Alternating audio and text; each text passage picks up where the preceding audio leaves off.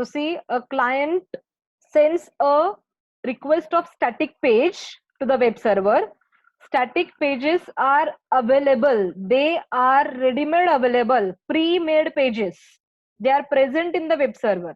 So whenever the web server gets a request for static page, web server can directly send it to the client in the response. There is no need of any processing. Fine. And now whenever a client sends a request of dynamic page, so dynamic pages needs to be built. Dynamic pages needs to be developed. They are not available in the web server. Okay. So whenever the server gets the request for dynamic page, the request will be forwarded to the servlet container. Okay. So servlet container has the responsibility to prepare that page dynamically. The servlet container has the responsibility to make that page, to build that page. Okay, now how to build that page? So to build a dynamic page, there are multiple techniques available. For example, we can use the PHP, we can use Ruby, we can use ASP, we can use servlet. So there are multiple techniques available. Now if you go for Ruby or PHP, whenever the number of requests are scaled up, then these techniques do not support n number of requests. Okay, multiple number of requests, so their performance degrades. If you go for the ASP, active server pages, it can be used only for the Microsoft. Okay, it is a platform dependent technology, so it supports Microsoft, okay, Windows based application. And that is why we will go with the servlet. Servlets are fully created in Java. काहीच नाही झालं. Reloaded झालं.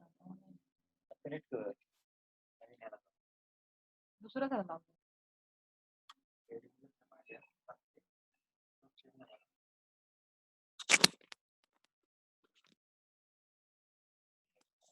Okay, so whenever these dynamic pages are to be developed, you can go for PHP, Ruby, active server pages, ASP, or the servlet.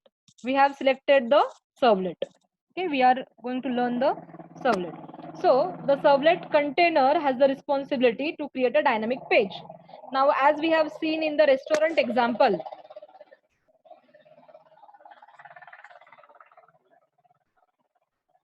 servlets needs to communicate with the database. Okay, servlets needs to communicate with the database. Now that is why we have to use the Java programming language. See, HTML language will not be sufficient over here. It is just a markup language for the designing purpose. Servlets use the Java programming language because you need to communicate with the database. Now whenever a client requests a dynamic page, the request is forwarded to the servlet container. Servlet container makes use of servlet technology in our case and prepares a dynamic page, and then that page will be given to the client in a response. Okay, so basically whenever the static pages are requested, these pages are available, no need of any processing, direct response will be sent. But whenever the dynamic pages are requested by the client, dynamic pages are not pre-made. For that purpose, we have to build them, okay, at runtime. To build these pages, dynamic pages, we are going to use the servlet. Now what do you mean by dynamic pages? As I have told you the simple example, static page consider a mineral water and dynamic page consider a coffee. Coffee needs to be prepared. Okay, similarly when I say gmail.com, so the login page of Gmail, it is a static, but when you enter your username and password, then your inbox will be opened. That inbox is dynamic. Okay, it should be updated every time you open an inbox. It will give you the different content. Okay, new mails will be seen. Okay, similarly say the Facebook wall, whenever you enter the Facebook, whenever you enter the login the Facebook, you will get the new posts, updated post. That is a dynamic page. So dynamic pages needs to be built, and they are built with the help of the servlet. Okay, now so how these servlets are going to work? The client or the web browser, your web browser, it can be any web browser, say Mozilla or Chrome, it can be any web browser. It represents the client.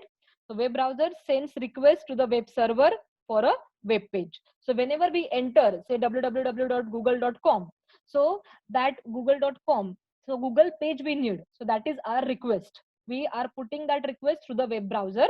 That request goes to the web server, say the Google server, and it will send us that page, and that page gets loaded on our web browser. So it will respond with that page. Okay. So if a page is static, server sends that page to the client directly and it gets displayed. If the page is dynamic, it is not available with the server, it needs to be built. So request goes to the servlet container, which contains the servlets. So servlet is a Java program which takes the input from the client on the internet. It processes that request and provides the response in the form of HTML web page. So for example, any web application containing, say, addition of two numbers. Okay, it is a very simple application. I want to add two numbers. So every time I change my input, my output is going to change. So it is a dynamic page. Similarly, as I told you, your inbox, your Facebook wall, or any kind of page which is, built runtime, it is a dynamic page. Now, your webs or the servlet container can be Tomcat, it can be Glassfish, it can be JBoss, it can be WebSphere. There are many servlet containers of web containers available. Okay, Tomcat, Glassfish, JBoss, and all. So we are going to use the Tomcat as in our web container. Okay. So just recap of the static versus dynamic pages. The main difference between static and dynamic web page is that static page, as the name suggests, remains same for all the user. Okay. So whenever we request google.com all over the globe, every user is going to get the same page of google.com. Okay. So that is a static page. However, a dynamic web page changes based on the request from the client. I will request for my inbox, you are going to request for your inbox, it is going to change per client. So static pages are available on the server. They are pre-made pages. They are available on the server, whereas dynamic pages are built runtime depending upon the input from the client. Okay.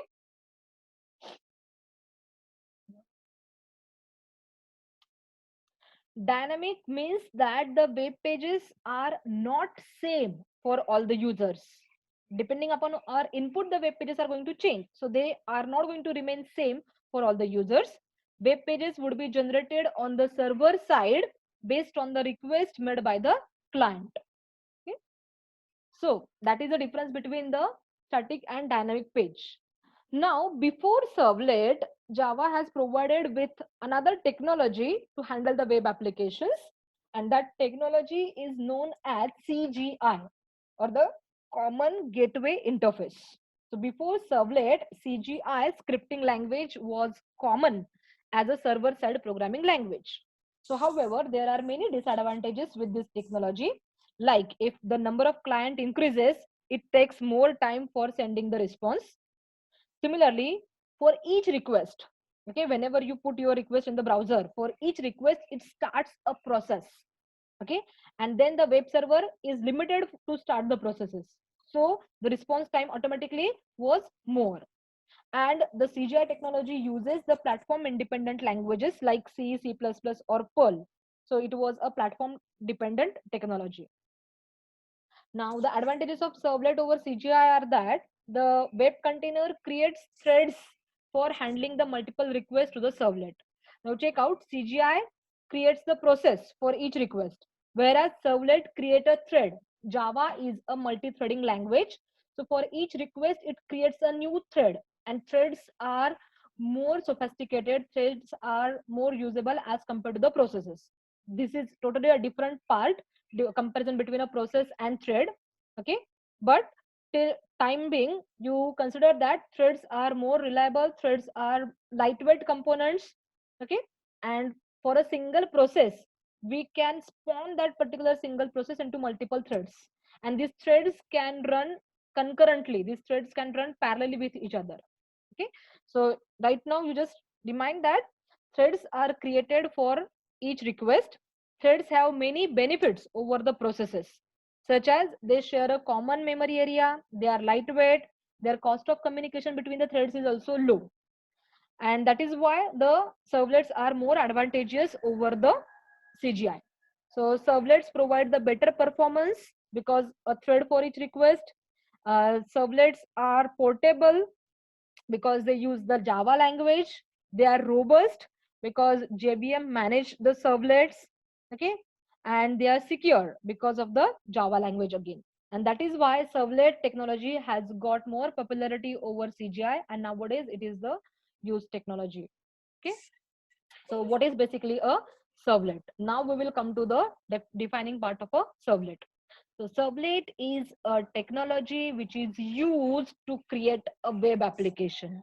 See, servlet, the name itself, serve plus let. Here let is nothing but a component.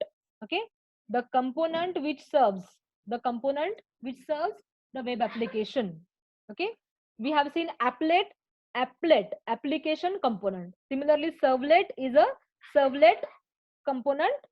Okay, servlet is a server component. Okay, web server component. So it is used to create the web application, dynamic pages. Servlet is an API. Okay, servlet is also an API. It's an application programming interface. It provides you many interfaces and classes required to create the servlet. Servlet is an interface. Servlet is an interface also. It is available in the API. Okay, and it must be implemented for creating the servlet. Servlet is a class also. This class we need to extend. Okay, so this class extends the capabilities of the servers and responds to the incoming requests, and it can respond to any request. Servlet is a web component that is deployed on the server to create the dynamic web page. So check out servlet. Servlet is nothing but a server component. This server component is used for creating dynamic web pages on the web server with the help of any web container like Tomcat, Glassfish, JBoss. Okay. Now servlet is API also. Java has created the API for servlet. It contains many classes and many interfaces that are required to create the servlet. Now, before going into the depth of servlet, let us have a look at the web terminology which we will be using. So we have seen website can be static as well as dynamic. Static web pages, dynamic web pages that we have just seen. Now HTTP. HTTP is a protocol. So HTTP is the data communication protocol. It is used to establish communication between the client and server. So if you want to communicate with a server, if a client wants to communicate with a server, so you need to establish the road. Okay, so you need to establish certain communication mechanism, and that will be established with the help of HTTP, hypertext protocol. So HTTP requests. So it is the request sent by the computer to the web server. So whatever request we are going to send to the web server, that will be in terms of HTTP requests. Okay. Then get versus post method. It gives the difference between get and post method. We'll be having in detail in the next slides. Then container, we have talked about a servlet container. So it is used in Java for dynamically generating the web pages on the server side. So as we have seen in the diagram, the server contains the web container, and the web container is responsible for creating the dynamic web pages. So web container can be your Tomcat, web container can be your Glassfish or JBoss. So multiple types of web containers are available. Now server, we can have a web server or we can have an application server, and then the content type. So it is the HTTP header that provides the description about what you are sending to the browser. Okay, what type of data you are sending to the browser. So that is the content type. This is the basic terminology that we will be requiring while developing the web applications. So let us say the first one, the HTTP, the Hypertext Transfer Protocol. The HTTP is application level protocol for the collaborative distributed hypermedia information systems. So it is a data communication protocol, and it is used to establish the communication between a client and server. So if you want to send any request to the server, you first needs to establish the communication mechanism, and it will be established with the help of HTTP protocol. So HTTP is a TCP IP based communication protocol. which is used to deliver the data like images or the query results or HTML files on the World Wide Web. So the default port the HTTP uses is 8080. Okay. So HTTP protocol, with the help of HTTP protocol, we can send the image files, we can send the text result for the queries, we can send the HTML files, okay, through the World Wide Web. So it provides a standardized way for computers to communicate with with each other. So HTTP is an request response protocol. So when we are using the HTTP protocol, we are sending the data in terms of request and we are getting the data in terms of response. So it is a client server based architecture. So in this protocol, the web browser search engines behave as an HTTP client and the web server like servlet behaves as a server. So through web browser or search engine, we can request the data and the web server like servlet will respond to our data. So they will act as a server. So it is a protocol that allows web servers and web browsers to exchange the data over the internet, over the web. So it is a request response protocol. It uses the reliable TCP connections on a default port of 80. It is a stateless protocol. It means that each request is considered as a new request by the server. Okay. So in other words, server doesn't recognize the user by default. So check out whenever I am putting a request. Okay, if I put a request multiple times, each request will be considered as a new request by the server. Server will not recognize that this user has sent the request multiple times. Okay, server will not recognize the user. So check out your web browser, you are putting a HTTP request to a server and you will get the response from the server and then your page will be displayed. Say I am placing www.google.com. It is a HTTP request. It will go to the server. Server will fetch the web page, default page for Google, and it will send it to you. And then you will get on the display in your web browser the default page of google.com. Okay, so that is the HTTP request and response. So HTTP request, the request sent by the computer to a web server. It contains all sort of potentially interesting information. So it is known as HTTP request.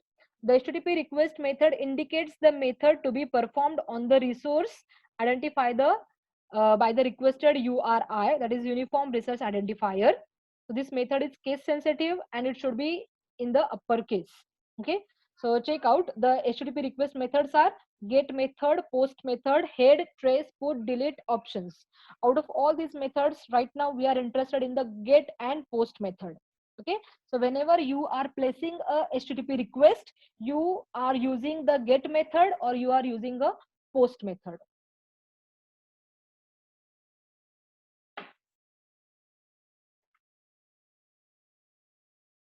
Okay, so let us see the difference between the get and post method. So these are the two common methods used for the request response between the server and the client. So get method is used, it requests the data from a specified resource. Okay, so whenever you have to request a specific data from a specific resource, you're going to use a get method.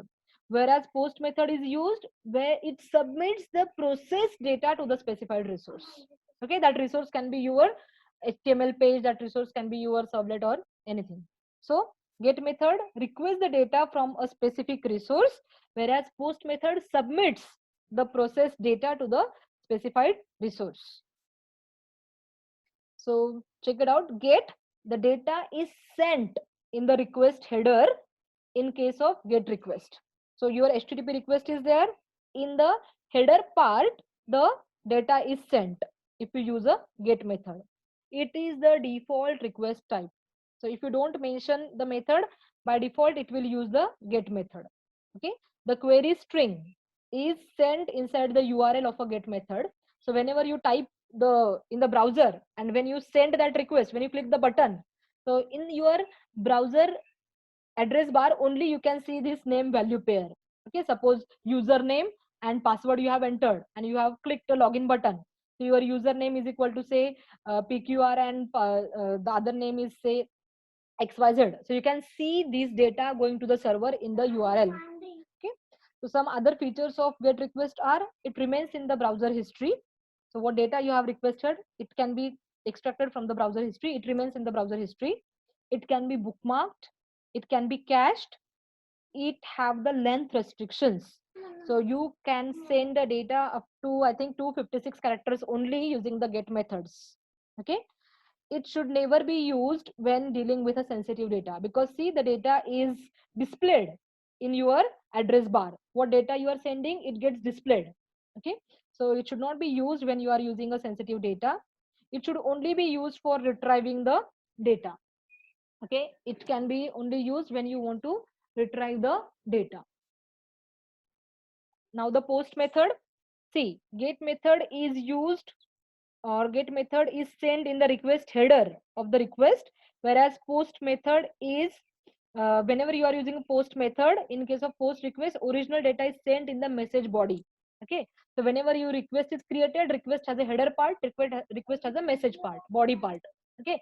So your data using get method will be posted through the header, and your data uh, using the post method will be posted through the body. So it is not visible in the address bar. Okay. So this is the message body. You will have the post method where you want to send the data using the HTTP, and what type of host you are sending the data to, and name value pairs, all will come in the message body. Some other features are, this request cannot be bookmarked. Okay. Such type of request using the post method, they cannot be bookmarked. This request have no restrictions on length of data. So you can use a huge data through the post method. There are no restrictions on the data, length of the data. In the get method, we have say 256 characters, but here we don't have any restriction on the length. These requests are never cached. So you cannot cache these requests, and the requests do not even remain in the browser history. So if you are using post method, it cannot be extracted from the history. They will not retain in the browser history. So that is the difference between the get and post method. Now the servlet API. Okay, I'll finish this topic of servlet API. So check it out. As I told you, servlet is a web component. It is required for creating dynamic pages for web application. So Java provides you with the servlet API, application programming interface. So whenever there is API, there has to be multiple classes and multiple interfaces. Okay. So you need to use this servlet API when we want to create the servlet. If you remember, JDBC also there is API. We have used the connection, we have used the statement. Similarly, servlet API is there. So the Java X.servlet and Java X.servlet.http packages represents the interfaces and classes for servlet API. Check out, there are two APIs, Java X.servlet and Java X.servlet.http. So Java X.servlet package contains many interfaces and classes that are used by the servlet or the web container. Okay. These are not specific to any protocol. Okay. You can use some other protocols other than HTTP whenever you are using Java X.servlet classes and interfaces. And now more specific package specific to the HTTP is Java X.servlet.http. So this package contains interfaces and classes that are responsible for HTTP requests only. If you want to handle only HTTP requests, specific HTTP request, then you have to use the classes and interfaces which are provided in Java X.servlet.http package. Now, these are the details of interfaces and classes in the Java X.servlet. So we have the servlet, servlet request, response, and so many interfaces. We will look at servlet interface only. Okay, this is very important from our point of view. Similarly, there are multiple classes also in the Java X.servlet package, like generic servlet, servlet input stream, servlet request wrapper, servlet request event, and so on. We are going to focus on generic servlet class. Okay. And next is interfaces in the Java X.servlet.http package. So we have HTTP servlet request, we have HTTP servlet response, we have HTTP session, we have HTTP session listener, and so many other interfaces. Okay, we will be requiring the servlet request and response. Fine. And similarly, there are multiple classes in the Java X.servlet.http package. HTTP servlet cookie, the HTTP servlet request wrapper, HTTP session event, and so on. we are going to use the HTTP servlet. Okay, time being we are going to use the HTTP servlet. So check out, we have the Java x.servlet package, not specific to the protocol. We have the Java x.servlet.http package specific for the HTTP. Now from the Java x.servlet package, we are going to use servlet. We are going to see servlet interface, and from the Java x.servlet, we are going to see generic servlet class, and from the HTTP, we are going to see HTTP servlet class. Okay, now check out. Now suppose you have to create a servlet. Okay, you have to go for a program of creating a servlet. So we can create a servlet by three mechanisms. You either go for implementing servlet interface, or you go for extending generic servlet, or you go for extending HTTP servlet class. Okay, so if you want to create your own servlet, you have to either implement the servlet interface, or you have to extend the generic servlet class, or you have to extend the HTTP servlet class. So by these three mechanisms, we can create our own servlet. Say, I will create a class, say public class my servlet. Public class my servlet implements servlet, or public class my servlet extends generic servlet, or public class my servlet extends HTTP servlet. So these are the three mechanisms by which we can create the servlets. Okay, so in tomorrow's session we will continue with this servlet creation, but tomorrow I need to take the lab session as well, and I want you to prepare your laptops with the Tomcat and the ready for the servlet creation. So let me go through the basic steps how to create the servlet using Eclipse and Tomcat. So first of all, you have to install the Apache Tomcat server in the Eclipse. Okay, so how to install or how to configure the Apache Tomcat in the Eclipse IDE. So if you want to run the servlet or JSP in the Eclipse, you need a server. Okay, we are going to use the Apache Tomcat. So check it out how you are going to install it. The first step is you have to download this Apache Tomcat. Go to the link, the standard link of Apache Tomcat. Okay, if you are using a Mac, you have to select that particular option. It is the first option. And if you are using a Windows, you have to select for 32-bit or 64-bit Windows. So check it out. When you go to that website, you will get these options. For Mac, this is the option. For 64-bit Windows, this is option. Okay, if it is 32-bit window, you have to select this option. So just download this zip folder. Okay, before downloading, you have to select the version. See, there are multiple versions. Tomcat 7.0, Tomcat 8.5, Tomcat 9.0, and so on. I have downloaded the Apache Tomcat version 9.0. Okay, so you can go for any version, but select the recent version. Okay, so I am using the Apache Tomcat version 9.0. So go with the 9.0 or onwards. Okay, and then select it from the whether you want it for Windows 64, 32, or Mac, or any other OS. Okay, so you just download that particular folder from that website and extract that zip folder to any desired location. Okay, extract that folder, that's it. Okay, so you have extracted it, that means you have installed it. Okay, now we need to select that server in the Eclipse ID. We have now extracted Tomcat folder in our laptop. We need to integrate it with the Eclipse ID. So open your Eclipse and see, go to this console. Okay, we can get the markers, properties, server, snippets, problem. Here we can see our output. So select the server tab and right click the server tab, right click anywhere, okay, in the blank space, and say server. So we need to add this server. So in the Eclipse IDE, go to the bottom, select the server tab, right click and say new, and click on the server. So you will get this page. You will get different versions of Tomcat. We have just installed the Tomcat version 9.0. So we will select the Tomcat 9.0 version. So here your local host means our own laptop, because we are not using multiple machines. We are using our machine is only the client and it is only the server. So your server host name is localhost. Now the Tomcat, whatever you have selected, will come over here. The runtime environment is Apache Tomcat. Okay, after that click next. Okay, you will presented with a window. Okay, in that window, you have to select the path. You have to click on the browse button and you have to select the folder where you have extracted the zip file.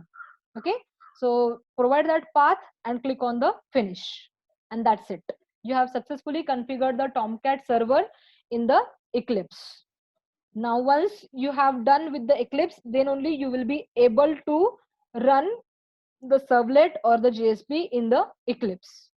Now it is possible that you will not get the Apache option in the server. So that can be the issue. It can be fixed. It can be fixed by adding some adapters in the Eclipse.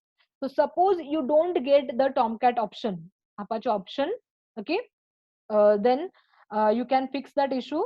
So check it out. Sometimes you don't find the Apache option when you try to add the Tomcat server for the first time in the Eclipse.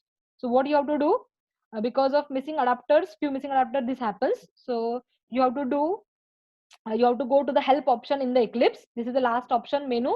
Okay, go to the help menu and click on the install new software. So when you install new software, you will be given with this window. Okay, you'll be provided with this window, available software. So in this work with window, work with text box, you have to copy this particular link. See, suppose you are using the Mars version, you have to use this link. Okay, you have to use HTTP download Eclipse organ releases Mars. Otherwise, if you are using Kepler, go for Kepler. If you are using any other version, go with that link. Okay, the link will remain same, only your version, which type of Eclipse you are using, whether it is a Kepler or Mars or any other Neo, that will come over here. Okay, so paste this link over here. Okay, after that, go to the this particular scroll bar. Okay, you will get these particular options. Scroll down until you see Web, XML, Java, and OSGI Enterprise Development, this particular option, and then expand this option, you will get this. Okay, so you have to select JST server adapters and you have to select JST server adapter extension. Okay, these two checks you have to select, and then say select next and say finish. Okay, next and finish. So these adapters will be installed and your Apache Tomcat, after accepting the license, your Apache Tomcat will be configured properly in the Eclipse. Okay, so I want you at least to install the Apache Tomcat and configure it with the Eclipse by the steps whatever I have explained to you. So tomorrow we are going to start with the lab session. We will see how to create the servlet. Okay, so